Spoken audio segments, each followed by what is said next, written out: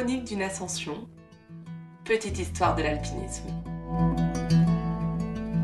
Hermann Buhl, le Nanga Parbat, 1953.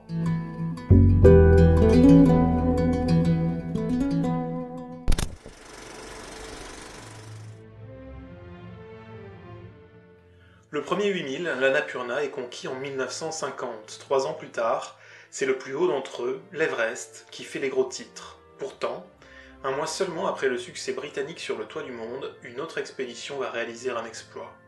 Non seulement le sommet d'un des 8000 les plus ardus va être atteint, mais ce n'est pas une cordée qui va se dresser à son sommet, c'est un homme seul, un certain Hermann Buhl. À l'époque où les nations, européennes avant tout, mesurent leur puissance dans des expéditions lointaines aux accents nationalistes, l'Allemagne, encore affaiblie par l'issue du second conflit mondial, cible le Nanga Parbat. Avant la guerre, le régime nazi en avait déjà fait la montagne du destin allemand. À 5 reprises, des expéditions germaniques avaient tenté leur chance sur ce sommet, en vain. La tentative de 1937 se solda même par une terrible avalanche et 16 alpinistes emportés. Le bilan de ces expéditions n'est donc pas brillant. Ajouté au résultat du conflit mondial, la pression qui pèse sur les épaules de la première tentative d'après-guerre est très conséquente. L'Allemagne ira au sommet du Nanga Parbat, coûte que coûte. Le docteur Karl Ehrlich Hofer est à la manœuvre. Il dirige cette expédition, bien décidé à prendre la revanche de son demi-frère, mort dans la tentative de 1934. Fin mai 53, le camp de base est installé, puis c'est le tour des premiers camps d'altitude. Une organisation quasi militaire permet à l'expédition de progresser, mais la météo est mauvaise. À plusieurs reprises, elle cloue les cordées au camp de base, empêchant toute tentative. Régulièrement, de puissantes avalanches balaient la montagne. L'une d'elles emporte plusieurs porteurs qui ne doivent leur survie qu'à un sacré coup de chance. Alors que le début de l'été approche, le chef d'expédition se rend à l'évidence. En un mois, le groupe n'a jamais dépassé les 7000 mètres. C'est désormais trop tard. Encore une fois, une expédition allemande au Nanga Parbat va échouer et rentrer au pays bredouille. Mais on ne peut aller contre la météo qui en a décidé ainsi. À contre-cœur, Peter Aschenbrenner, responsable de l'ascension, transmet les ordres d'Ehrlich Hofer. Il commande aux cordées de redescendre par communication radio.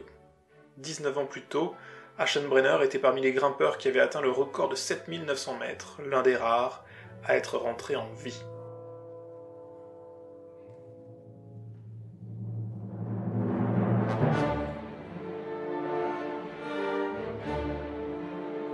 Mais Buhl n'est pas de cet avis. Il sent que le temps s'améliore. Sans rien dire au camp de base, il prend la décision de désobéir.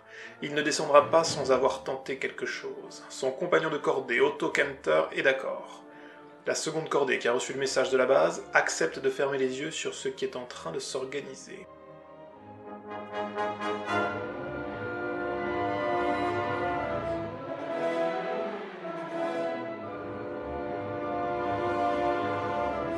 Dans la nuit du 2 au 3 juillet, Hermann Buhl sort de sa tente, plantée au camp 5 à quelques 6900 mètres. Il marche vers le sommet. Kempter se repose quelques heures de plus, et à son tour, il le suit. Mais il ne parvient pas à refaire son retard, et finit par abandonner et retourner au camp. Buhl, lui, continue. Quand il se sent faiblir, il sort de sa poche un comprimé de pervitine, cette drogue bien connue des combattants de l'Allemagne nazie. Aux premières lueurs du jour, il est à presque 7500 mètres à l'entrée du grand plateau. Le sommet est encore à 600 mètres de là. À la mi-journée, il a déjà parcouru la moitié de ce dénivelé. Il lui faut encore 5 heures d'effort pour franchir les derniers 300 mètres, qui n'ont rien d'une escalade de débutant. Vers 19h, il est enfin au sommet, 8126 mètres. Il a grimpé plus de 18 heures durant, seul et sans oxygène. À l'arrivée, il n'a même plus son sac à dos, abandonné plus bas pour moins se fatiguer. Il plante son piolet et y accroche le drapeau de tyrolien.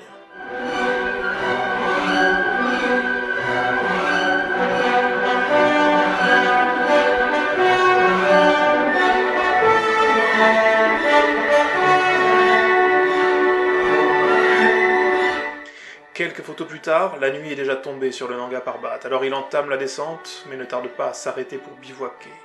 Sans ses affaires, qu'il a abandonnées quelques heures plus tôt, il doit se résoudre à une nuit très incertaine.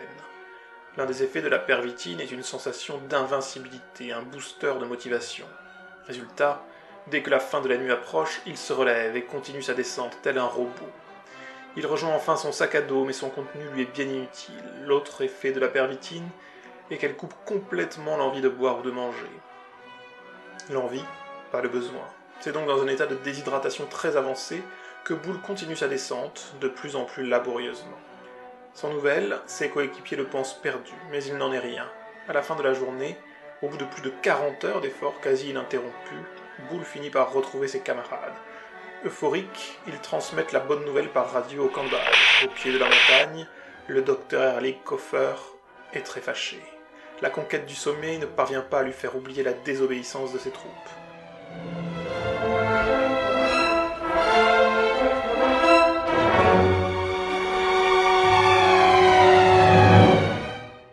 Bull s'en tire avec quelques gelures aux orteils que le médecin de l'équipe, aux ordres d'Ehrlich Koffer, n'est pas très prompt à soigner. C'est dans cette ambiance délétère que l'expédition prend fin. Malgré tout, ce 3 juillet 1953, Hermann Bull a offert à l'Allemagne ce qu'elle attendait, la victoire au sommet du Nanga Parbat. Mais il signe également 2 autres exploits. C'est le premier 8000 conquis sans oxygène. À l'Annapurna en 1950, les Français ont utilisé des bouteilles, il en va de même pour l'expédition britannique à l'Everest quelques semaines plus tôt. Deuxième exploit, c'est la première fois qu'une telle ascension est réalisée par un homme seul. 5 ans plus tard, Bull sera le premier à se tenir sur le sommet du Broad Peak, un autre 8000 du Karakoram, et toujours sans oxygène. Dans la foulée, il se lancera sur les pentes du Chogolisa, sur les traces du Duc des Abruzzes. Il chutera mortellement à la descente, sans avoir pu atteindre le sommet. Son corps ne sera jamais retrouvé.